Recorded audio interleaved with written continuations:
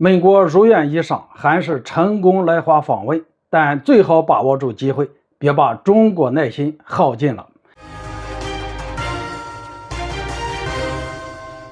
大家好，我是肖映华。尽管中美关系一度非常紧张，但是美国方面还总是放出消息，表明美国商务部部长以及美国财务部部长都希望来华访问。就连一直在国际场合炒作中国威胁的布林肯，也依然对访华抱有幻想。但这些人到底能不能顺利访华，已经不是美国想到就能办到的事。在外界看来，中美关系越发紧张的关键时刻，美国政客想对中国进行访问，必然是有事相求。至于是什么事情，美国国内目前的经济问题似乎说明了一切。但站在中国的立场，尽管明知美国是有事相求，但也不能完全把中美沟通的桥梁给堵上。这不，根据相关媒体的透露，虽然美国财长耶伦、美国商务部长雷蒙多以及美国国务卿布林肯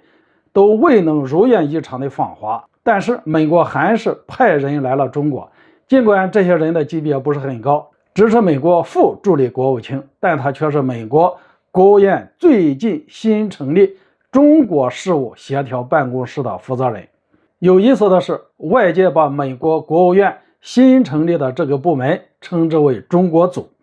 负责人叫做华自强。相信这个名字给人的第一印象就感到比较亲切，而且华自强听起来会让人觉得中华自强的含义。说句玩笑话，这个名字说不定为他的访华之旅能够献上助攻。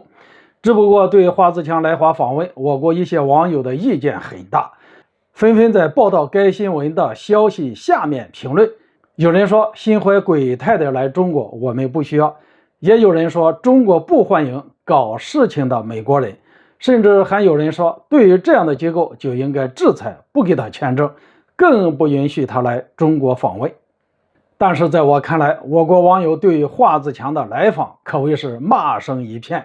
当然，我也很认同这些网友的观点，我们确实不欢迎搞事的美国人。凭什么美国方面处处针对我们，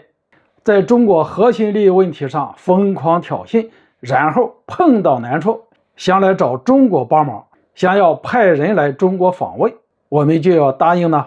其实骂归骂，但大家也要清楚一点，那就是我国并没有让美国政府的高级官员来华，而之所以让华自强来，实则是不想让中美彻底失去沟通。所以很多人都容易忽视这一点，认为中美关系越发紧张就没有什么必要沟通谈判，这其实是一种错误的想法。站在我国的立场来看，虽然美国所做的一些事情很过分，但是中美两国的实力还是有差距的。一旦闹到最后，双方只能动手来解决问题的话，其实对谁都没有好处。而且按照中美两国这个体量，如果说是要打上一仗，那么对谁都是毁灭性的。当然，美国有政客来华访问，虽然级别不高，但也还是让美国如愿以偿了。一方面，这体现出中国的大度，既然是你美国人想要访华沟通，中国也不会完全把你们的路给堵死。另一方面，也表明我们还是有原则的，尽管我们让美国人来华，但不是谁想来就能来的，得问问中国答不答应。值得一提的是，这个中国组组长华自强来华还是比较低调的，美国媒体并没有对此进行大肆炒作，而华自强的中国之旅也算是比较务实的，在短短的1周时间里，接连访问了香港、上海、北京等地，主要是和当地学术界、商界人士进行了会面交流。那么华自强到底是想要干什么呢？有观点认为是华自强比较了解中国事务，他这一次前来或许是想摸摸中国的底线，